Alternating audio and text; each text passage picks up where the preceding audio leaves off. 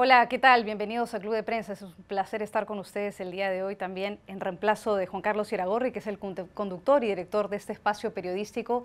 A nombre de él le doy la bienvenida a los invitados al programa del día de hoy. En primer lugar, al profesor Eric Langer de la Universidad de Georgetown. Gracias por estar con nosotros. Placer estar aquí. A Cristina García Casado de la agencia EFE, gracias también. Gracias. Y a Xavi Vilá, que no lo veíamos hace un buen tiempo, también gracias por estar con Buenos nosotros días. aquí, Encantado. periodista catalán.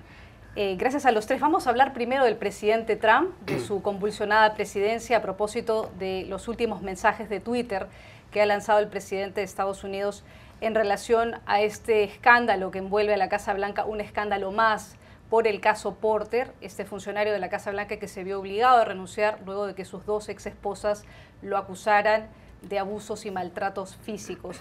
El presidente Trump tuiteó este fin de semana: la vida de la gente está siendo destruida por una mera acusación. Algunas son ciertas, otras falsas, algunas son viejas y otras no.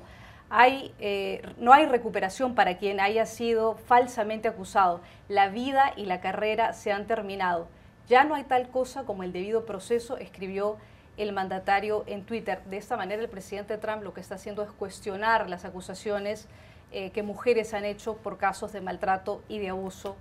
El mensaje además ocurre a pocos días de que otro funcionario, el segundo funcionario de la Casa Blanca, también renunciara porque su ex esposa lo acusó de maltratos físicos. El presidente cuestiona a las mujeres que hacen estas denuncias, pero se olvida un poco que hay un movimiento nacional y un movimiento internacional que se ha conocido con el hashtag de MeToo o Yo También, que es básicamente de denuncia en contra de estos maltratos físicos. ¿Tiene una consecuencia, profesor Langer, la actitud que toma el presidente de tomar posición en este debate de acoso y abuso en contra de las mujeres? ¿O es un tema que no tiene ninguna repercusión en un año de elecciones o para su electorado? Bueno, yo creo que sí va a tener muchas repercusiones. Recuperación, sí. Y eso es que las mujeres van a votar en contra de él. Y creo que eso ya se ha visto en Alabama.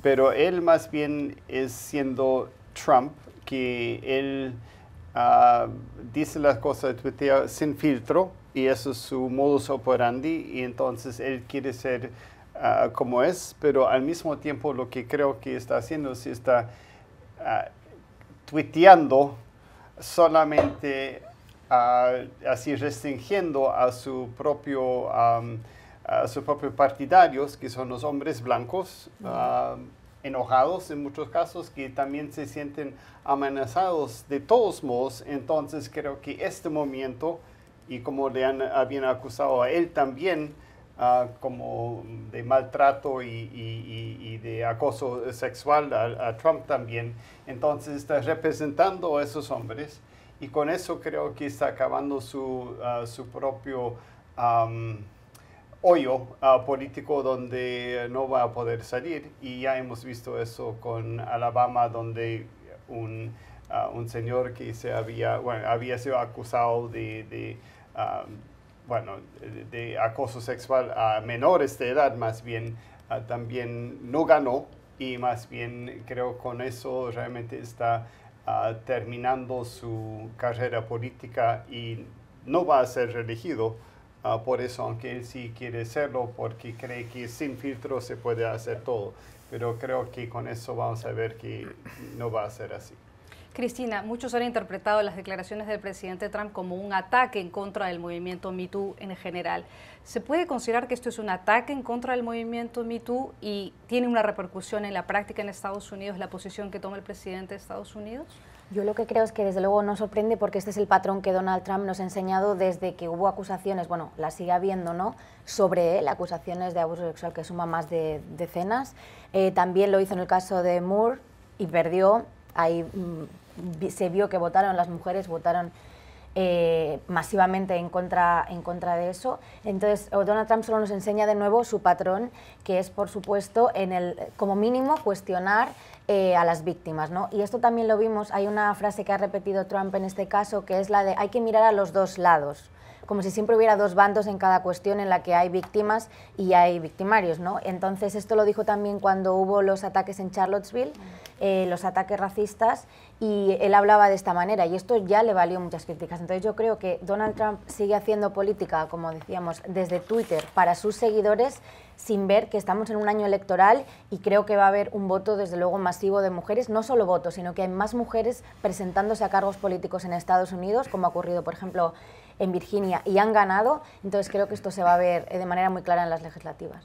Xavi. Permítame que de entrada coincido con los dos compañeros, pero yo querría dar un contrapunto. O sea, tienen ustedes razón, pero este señor ganó diciendo estas tonterías.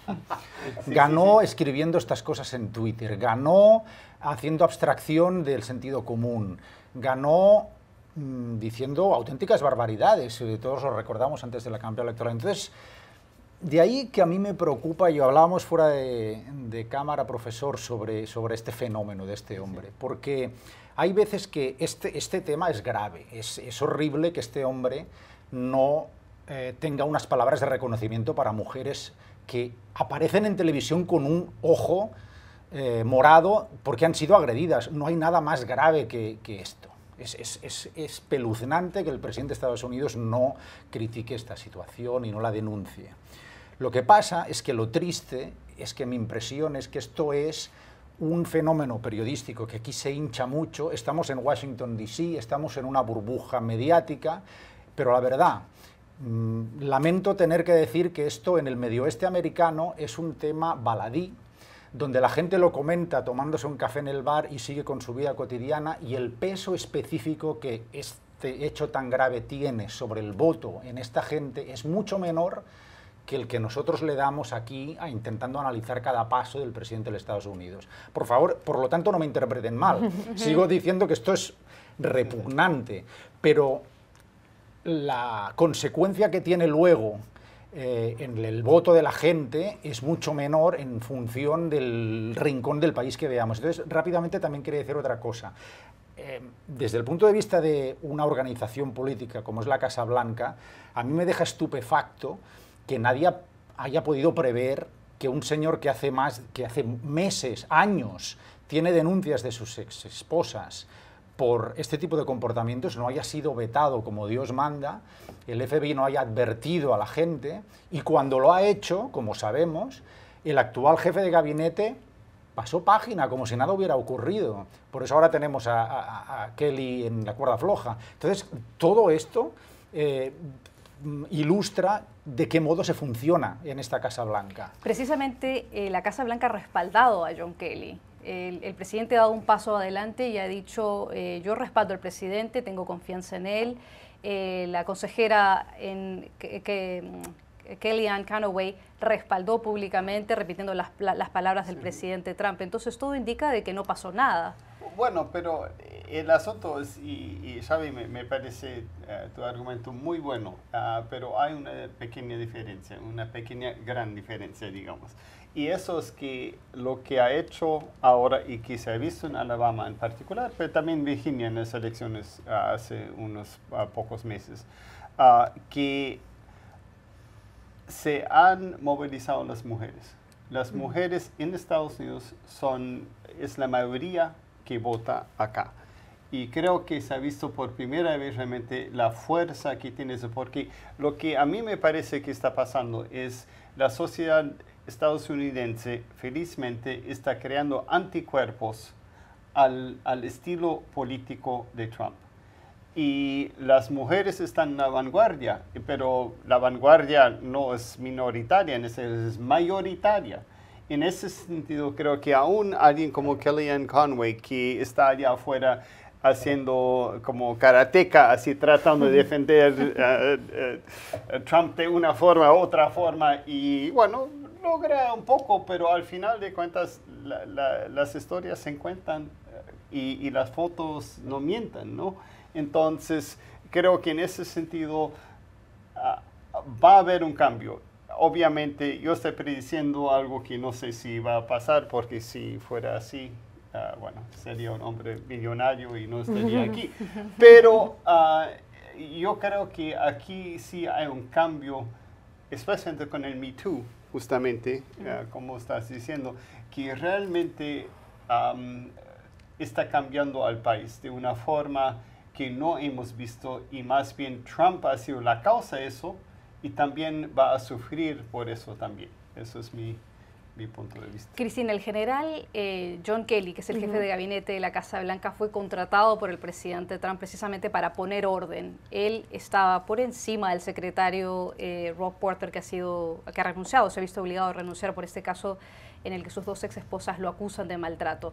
Pero John Kelly no ha logrado poner orden, al contrario, él dijo unas declaraciones en respaldo de él, luego tuvo que matizar un poco sus declaraciones, y ahora lo que muchos se preguntan es hasta cuánto van a soportar los funcionarios de la Casa Blanca una erosión de su credibilidad como funcionarios de gobierno, cuánto erosiona la credibilidad o se erosiona la credibilidad de la Casa Blanca como institución y la presidencia de Estados Unidos con estos escándalos que son continuos en la Casa Blanca. Claro, yo creo que en este caso el papel de John Kelly es incluso a lo mejor más grave que estas palabras que estamos analizando de Donald Trump, porque lo que se ha dicho es que John Kelly lo sabía, no es que se les pasó por alto, es que lo más grave, es grave que se les pasara por alto, y lo que ha demostrado este caso es que en esta Casa Blanca hay mucha gente trabajando dentro, incluido el yerno de Donald Trump, que no tienen un security clearance, o sea, una revisión, ¿no?, de antecedentes y del historial de sus vidas completo, tienen uno provisional. Eso ya es grave, pero además se ha dicho que John Kelly lo sabía y él no lo ha negado, no se ha confirmado oficialmente, pero no se ha negado. Y eso es grave y ha parecido como, bueno, un encubrimiento, ¿no?, que es todavía más grave que salir a decir unas palabras en Twitter. Eso por un lado. Por otro, creo que es verdad que en Washington se hacen titulares y así muy grandes sin conocer al personaje de entrada, ¿no? Entonces John Kelly, un general para poner en orden la Casa Blanca, y se quedó esa idea, ¿no? Primero, poner en orden esta Casa Blanca no es tan fácil, es una tarea, ¿no?, ingente, pero segundo, se ha demostrado que John Kelly tiene más en común o comparte más ideología con Donald Trump de la que se pensaba. La semana pasada vimos estas declaraciones muy duras en las que él decía que parte de los jóvenes que no solicitaron el programa DACA, ¿no?, para los que llegaron en la infancia, era por pereza. O sea, de esas declaraciones se trasciende, bueno, un cierto, como un poco de racismo, vamos a decirlo así suavemente, ¿no? Pero se han visto cosas de John Kelly que yo creo que restan un poco de esta figura que se le quería dar tan, no sé, más limpia, digamos, heroica, ¿no? Heroica, sí. Creo que a John Kelly se le puso muchos galones antes de que demostrara. Yo creo que desde luego no ha puesto en orden la Casa Blanca, y es más, su figura ha salido perjudicada después de ver cómo ha trabajado. Vamos a seguir hablando de la política de Estados Unidos, y quiero virar un poquito para hablar del Congreso y la figura de la diputada Nancy Pelosi, que es la líder de la minoría en la Cámara de Representantes. Hay un artículo muy interesante en el New York Times el día de hoy que dice Pelosi fighting to keep hold on split party. Digamos, Pelosi luchando por mantener un partido unido, es básicamente el titular.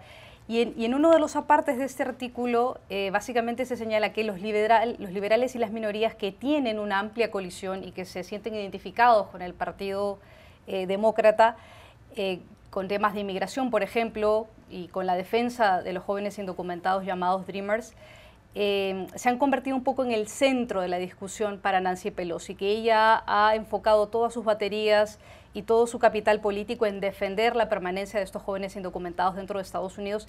Y en el New York Times hay quienes dan declaraciones cuestionando un poco esa postura y diciendo que es un poco arriesgada, que ella centre todo su capital político en la defensa de los Dreamers, cuando en realidad se olvida de que hay otros votantes en otras partes de los Estados Unidos cuya prioridad no es el tema de inmigración ni los Dreamers. ¿Cómo ves tú este tema, Xavi?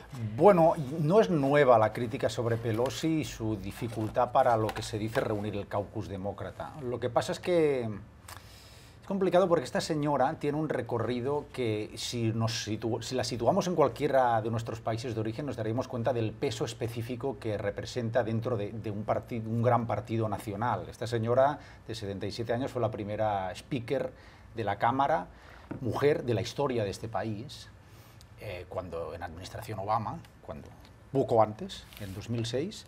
Esta señora tiene una historia familiar tremenda, hay que tener en cuenta que son de origen italiano, es su padre el alcalde de Baltimore en la época más dura de la drogadicción en Baltimore y consiguió reunir muchas voluntades dentro del Partido Demócrata para que el partido tomara una actitud distinta hacia el problema de la drogadicción en este país. Es decir, que claro, ahora miramos en los problemas puntuales que tiene Pelosi y su liderazgo ahora, pero tenemos que tener en cuenta que los partidos son estructuras muy anquilosadas, lentas y difíciles de que las cosas cambien rápido. Entonces esta crítica sobre Pelosi, porque ahora solo se dedica a una cosa, es cierta, pero hay que mirar toda su trayectoria para entender el por qué muchas veces estas estructuras anquilosadas mantienen a lo que se llama en algunas expresiones poco afortunadas elefantes, ¿no? Vacas sagradas de las organizaciones. Entonces yo coincido en la crítica. Pelosi se ha centrado demasiado en la cuestión de la inmigración, seguramente porque viene de un distrito electoral en California donde esta es una prioridad muy grande.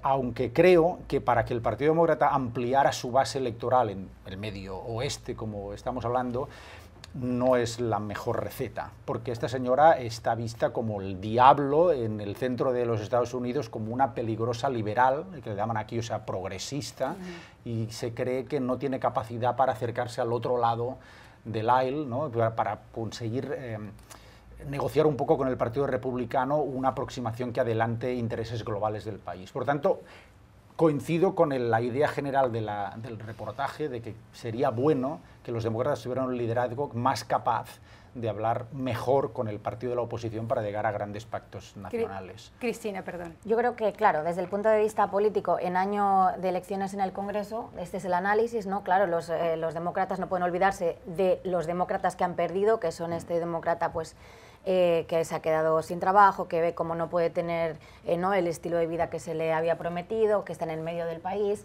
que son mayoritariamente blancos y hombres. Vale, esto es la lectura política, pero hay una lectura también de principios, y creo que si el Partido Demócrata ha logrado ser el partido de los inmigrantes, incluso cuando parte de los inmigrantes no comparten muchas otras recetas del partido, se tiene ese compromiso, tiene que cumplirlo. Y creo que si ya no tienen el peso de jugar con el presupuesto, va a ser muy difícil que logren, ¿no? que el Partido Republicano tenga algún incentivo para dar una solución al tema de DACA. Y creo que el discurso de Pelosi, aparte de que hizo un récord, ¿no? El otro día, pues fue una posición de principios, y creo que eso también tiene mérito, y es que hay que tener en cuenta que el tema de DACA lo apoya también gente que tiene una posición migratoria, a lo mejor pues en otros temas puede estar de acuerdo con la posición republicana, pero es que es una gran injusticia. No estamos hablando de inmigración ilegal y otros problemas, estamos hablando de niños que trajeron sus padres aquí. O sea, yo creo que esto, aparte del electorado republicano, también le mueve un poco el corazón, porque si este país todavía ¿no? late por alguna cosa, creo que estas historias, ¿no? de niños que ahora son pues, jóvenes o adultos que no conocen otro país, es algo que ha llegado bastante, y no sé ahora cómo los demócratas van a poder lograr una solución. ¿Perderá su liderazgo Nancy Pelosi en esta semana donde se presenta a discusión el tema del debate de inmigración que fue propuesto por el presidente? No, y quiero girar un poco la mirada aquí. Obviamente tiene que ver con los migrantes, y creo que tiene razón, pero hay un simbolismo aquí muy, muy importante. Justamente como hablábamos hace unos minutos, el tema de las mujeres. De ninguna manera el Partido Demócrata puede sacar a una mujer como líder ahora en este momento. Si hubieran otros líderes, mujeres que podrían seguirle y tomar la rienda, sí, pero son puros hombres que quieren tomar el liderazgo del Partido Demócrata, y de ninguna manera los demócratas creo que van a perder esa oportunidad de atar ese apoyo femenino que es tan importante y es mayoritario al Partido Demócrata. Si lo hacen, serían muy, muy tontos hacerlo, aunque puede ser que algunos pierdan en el medio oeste. Simplemente no lo pueden hacer en este momento. El momento político no está dado para eso. Sí, yo creo que Nancy Pelosi lo ha hecho por cuestiones morales más que todo, que me parece admirable, que no es necesariamente lo mejor, digamos, para todo el partido, pero sí son ciertos principios, y tener a los inmigrantes o los padres o los simpatizantes con los inmigrantes, casi todos somos inmigrantes. Mis padres emigraron, yo soy norteamericano, llegaron aquí a este país, simpatizo con los inmigrantes y con los Dreamers y todo eso también por eso, y creo que eso es también un argumento mucho más fuerte de lo que uno a veces piensa. Pero tiene razón, profesor, pero tiene mucho banquillo. Yo no entiendo eso, porque el Partido Demócrata, si tiene algo, son mujeres preparadas, fotogénicas, buenas, políticas, todo, para tomar el relevo. Kirsten Gillibrand, Elizabeth Warren, Kamala Harris, ahí usted puede escoger. Sí, pero entre el Senado, en la Casa de Representantes, hay mucho menos que Trasládenlos. quieren hacerlo ahora. Ese es el problema, porque son puros hombres que quieren ser los nuevos líderes del Partido Demócrata en la Casa Baja, bueno, no sé cómo se dice, Casa de Representantes, la Cámara Baja en Estados del Congreso, y eso no se puede ahora, simplemente no se puede. También está desde el punto de vista generacional, ¿no? Hay una parte del Partido Demócrata que está pidiendo un relevo porque tiene 77 años y, por supuesto, pues, son figuras claves en los partidos políticos, pero es un poco también importante analizar cómo al Partido Demócrata le está costando tanto hacer oposición en un momento tan fácil, donde hacer oposición es que sale gratis, porque el presidente se hace oposición él solo, ¿no? Entonces, y también quería comentar sobre lo que dijo antes, de la resistencia la están liderando las mujeres, y creo que todo este movimiento que se ha visto en la calle, el Partido Demócrata podría hacérselo mucho más suyo y dar un mensaje mucho más fresco y nuevo, con nuevas caras, porque, hombre, Schumer, Pelosi, pues bueno, en fin. Pausa para un momento para una pausa comercial, ya regresamos en Club de Prensa. Volvemos al programa para hablar ahora de Colombia y de la suspensión del diálogo entre el gobierno y el ELN, el Ejército de Liberación Nacional, que tenían un proceso de negociaciones avanzados desde febrero del año pasado. En enero de este año esas negociaciones quedaron suspendidas. El ELN ha decretado un paro armado que va desde el sábado hasta el día de mañana, tratando un poco de forzar al gobierno para que se siente nuevamente en la mesa de negociaciones, pero no está claro si eso va a ocurrir a raíz de la actitud que ha tomado el ELN de atacar y cometer actos terroristas en varios poblados. El más afectado es la zona del Cesar, al norte de Colombia. Profesor Langer, usted que conoce el tema colombiano, que ha estado en Colombia, ¿es posible que el ELN y el gobierno de Juan Manuel Santos se sienten nuevamente en la mesa de conversaciones para tener adelante un proceso de paz, o eso no es posible? Es inevitable que lo hagan otra vez, inevitable. El problema es cómo y bajo qué condición. El ELN quiere volver a la mesa ya con más fuerza, y más bien el gobierno de Manuel Santos está apostando en la paciencia y también en la presión de que más bien vaya a haber aún más grande rechazo a los guerrilleros, y creo que están apostando a eso, y vamos a ver qué es lo que pasa, pero es entonces un tiempo cuando se están midiendo las fuerzas, y vamos a ver quién va a ganar con eso. Lo que sí me parece un poco extraño es que yo, como el ejército colombiano, tomaría entonces más bien la ventaja y empezaría a buscar justamente a los que están haciendo el paro y todo eso, porque son muy pocos en realidad, porque ELN se distingue en comparación a las FARC con tener pocos miembros, pero hacer acciones estratégicas que tenían que hacerlo siempre porque no tienen muchos miembros, más bien. Y entonces me parece que ya están al descubierto, es mucho más fácil también conseguirlos y ver quiénes son y ojalá apresarlos, pero no sé si eso se está dando, o simplemente el gobierno dice, bueno, mejor que la población se canse para ver que en realidad eso no funciona. Y parece que más bien eso es la estrategia del gobierno, de más bien ver que la población se canse de eso, y ellos mismos dicen basta, y entonces el ELN se vuelve a la mesa, pero mucho más debilitado porque ya no tiene ni el apoyo de la población, o más bien que se ve que ellos no lo tienen, y eso es muy importante para el gobierno también. Cristina, este es un año electoral para Colombia. Las FARC y el gobierno colombiano lograron tener un acuerdo de paz. De hecho, la FARC va a tener la posibilidad de presentar un candidato a la presidencia. Hay 12 curules que están determinadas y establecidas para que las FARC puedan tener también representación en el Congreso. ¿Es posible que el ELN llegue a tener un acuerdo de paz con Colombia en medio de un año electoral donde la paz sigue siendo el tema central para las elecciones? Hombre, yo lo que creo es que viendo los ataques que han impedido que continúen los diálogos en Ecuador antes de las elecciones presidenciales lo veo muy difícil y sobre todo muy arriesgado, ¿no?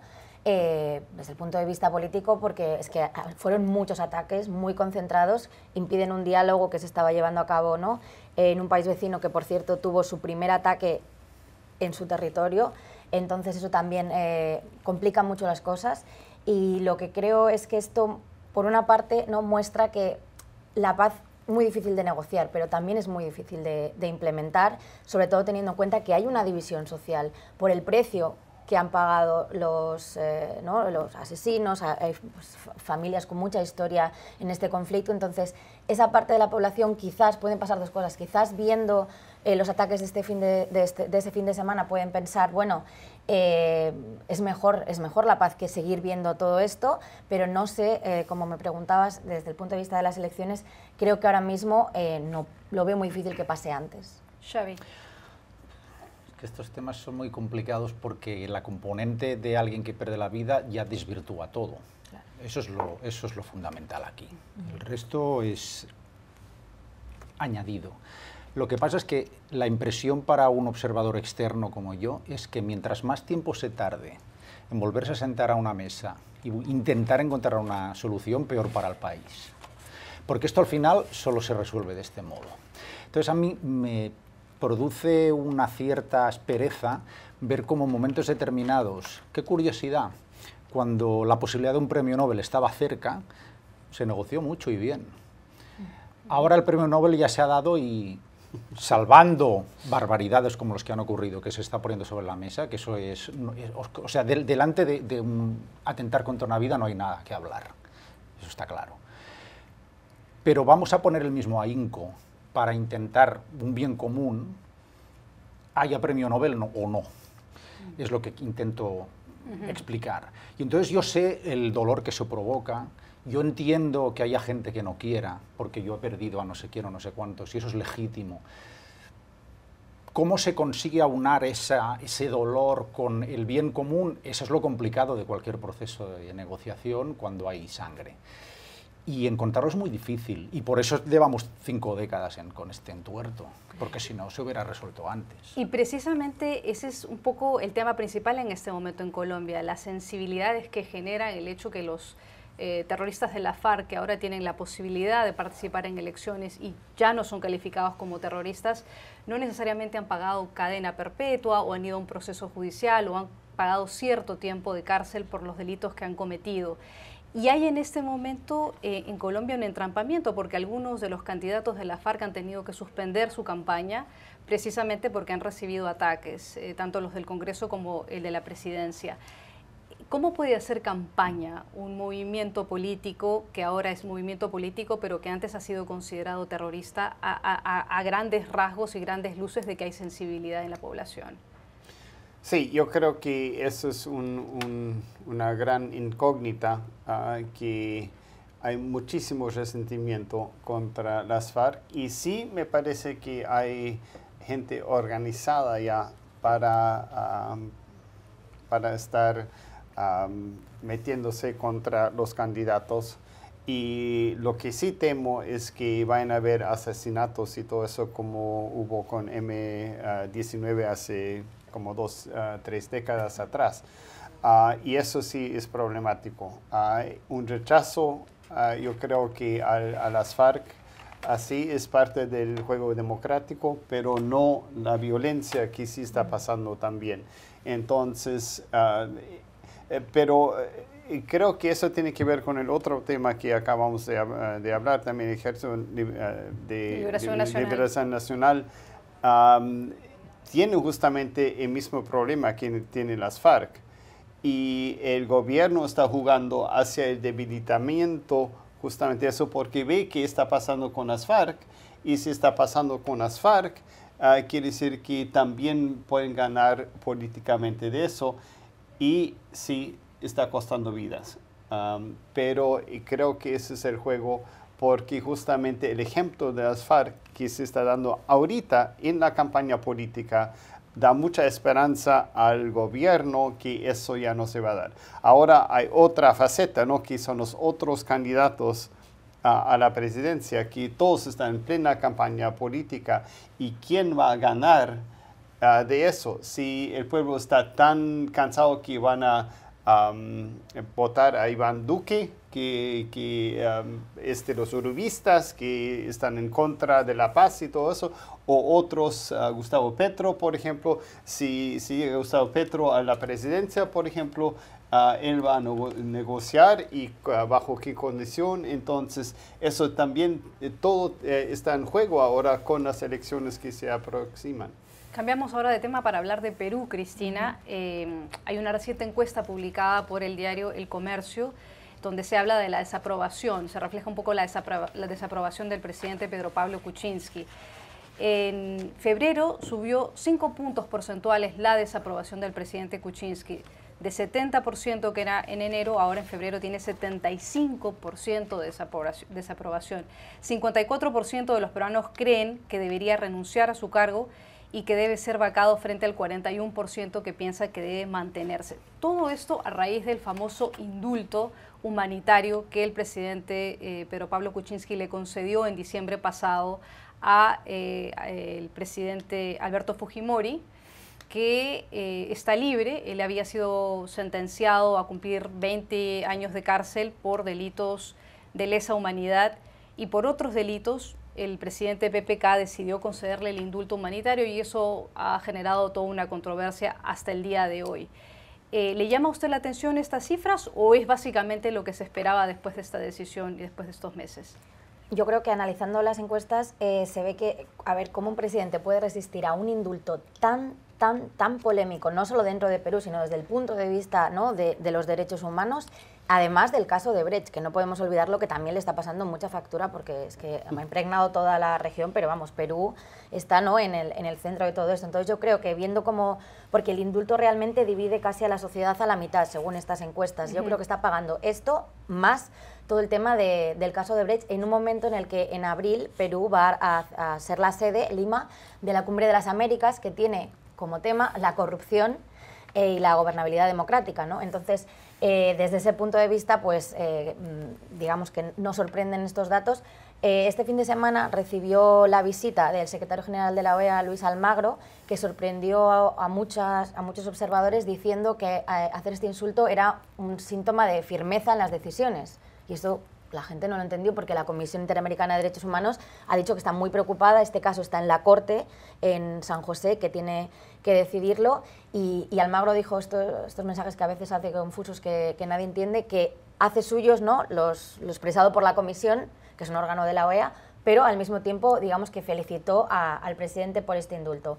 Entonces yo creo que el marco que se crea mirando a la Cumbre de las Américas es complicado para el presidente y creo que es una de las razones, además de la preocupación legítima por Venezuela, pero creo que es una de las razones por las que cuando se habla de esta cumbre, ¿no?, se ve que se va a enfocar todo en Venezuela, en que si Maduro va, como ha dicho que irá, pues explique, pero creo que hay más países que tienen que dar explicaciones, no solo Venezuela.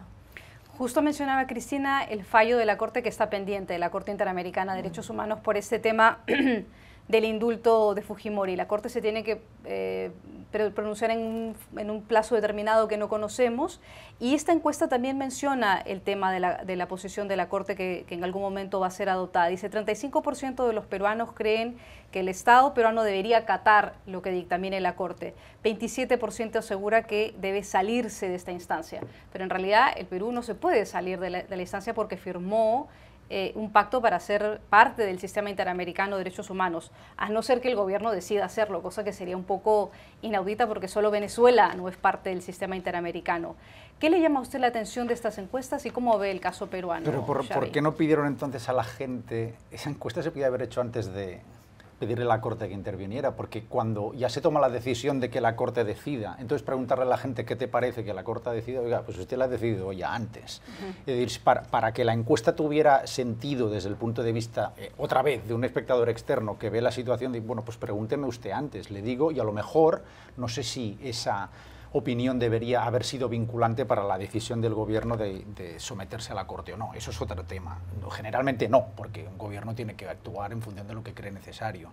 A mí no me sorprende demasiado que el indulto a Fujimori genere este rechazo, porque al fin y al cabo la elección del actual presidente en parte, solo en parte, pero en parte también fue resultado de las avenidas políticas que el país había tenido con anterioridad y se quiso pasar página con este candidato. Que ahora se le indulte genera rechazo. No me parece demasiado sorprendente.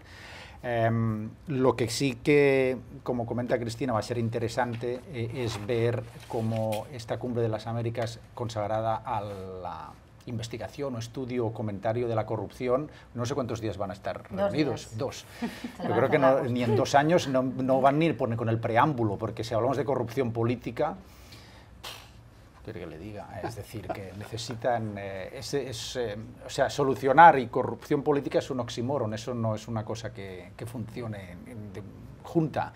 Es decir, que los episodios de corrupción política en Latinoamérica son largos y extendidos. Con el caso de Brecht, bueno, ya, en fin, no soy yo quien vaya a añadir más leña al fuego de lo que se ha comentado ya, pero me da la impresión de que en 2 días de reunión no se pone bueno, no pueden uno ni sentarse. No hay tiempo para abordar algo que es, para mí, el principal obstáculo para que toda esa región del mundo esté en la situación en la que está. Y no pueda aprovechar las potencialidades que tiene. Sin duda hay mucha expectativa por lo que será la Cumbre de las Américas en Lima, Perú. Ya volvemos después de este corte comercial.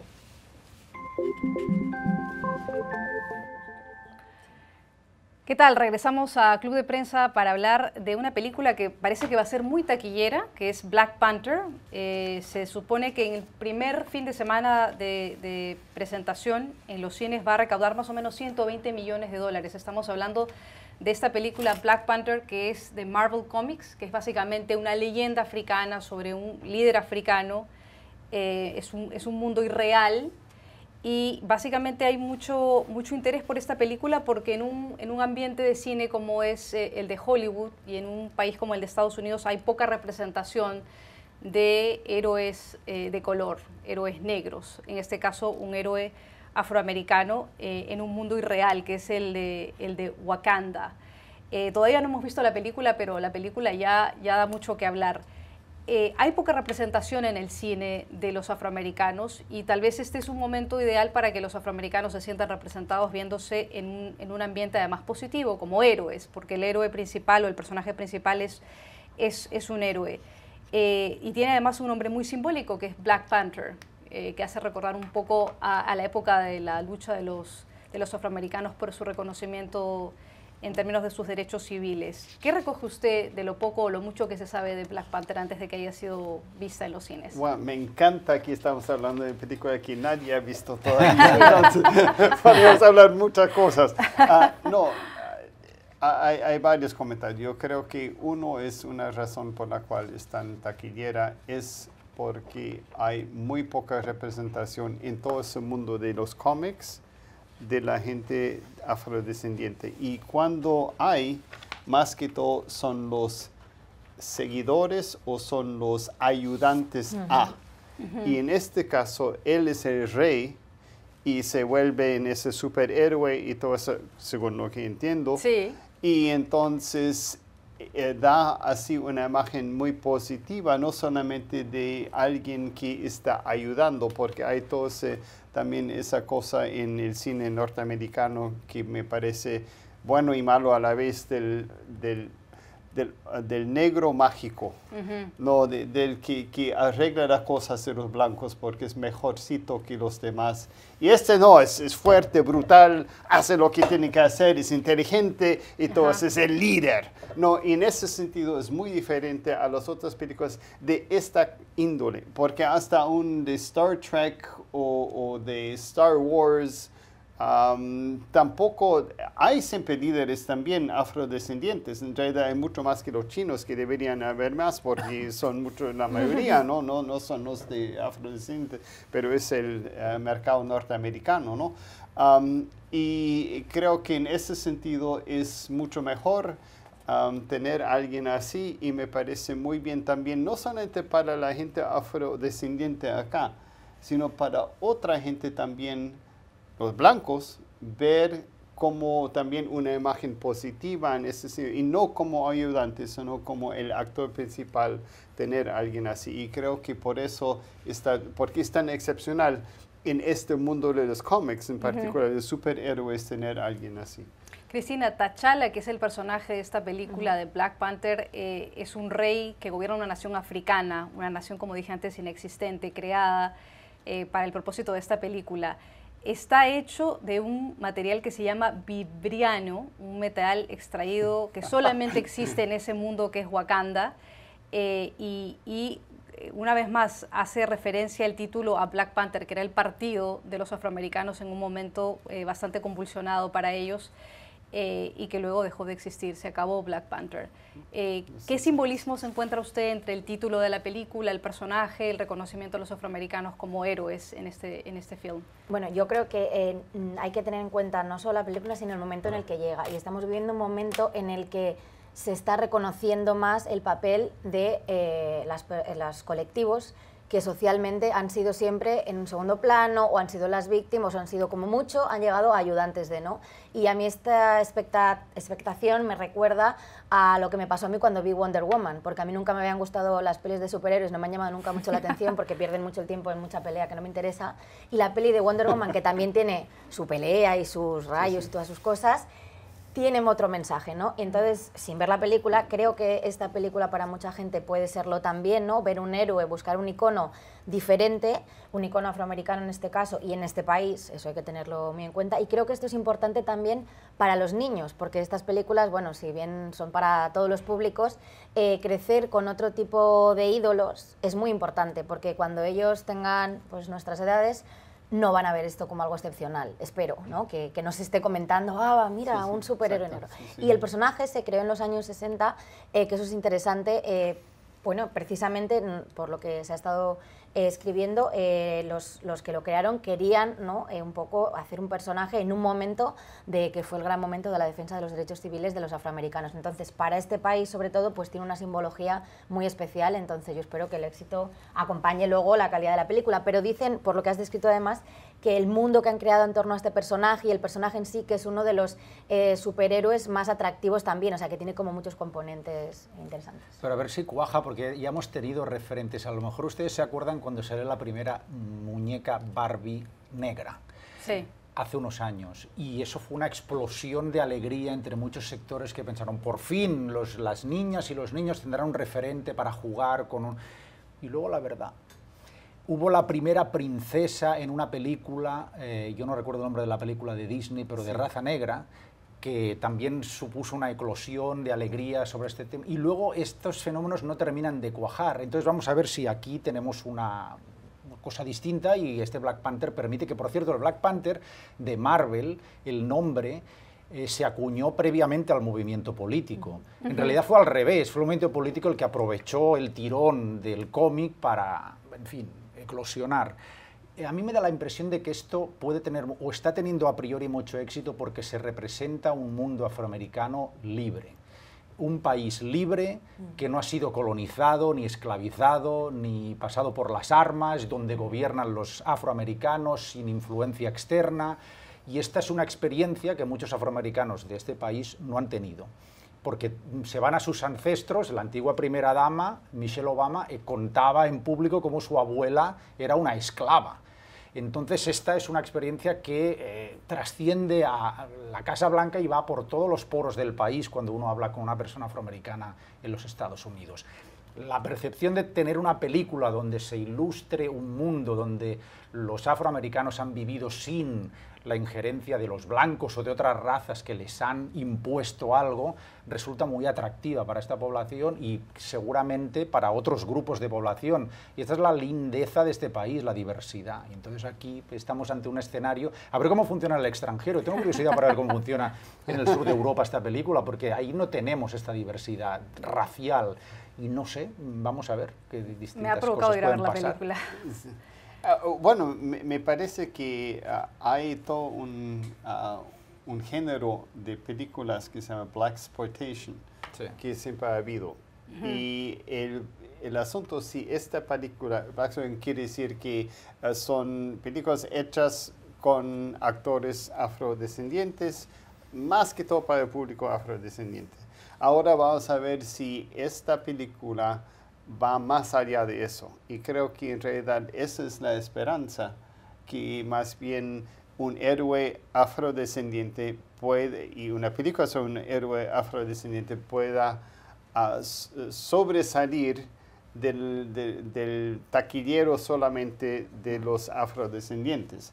Y eso creo que es justamente el reto con esta película. Tiempo para hacer una pausa comercial, ya regresamos al programa. Regresamos al programa, pero solo para despedir porque se nos acabó el tiempo. Les agradecemos a nuestros invitados el día de hoy, profesor Eric Langer de la Universidad de Georgetown, gracias.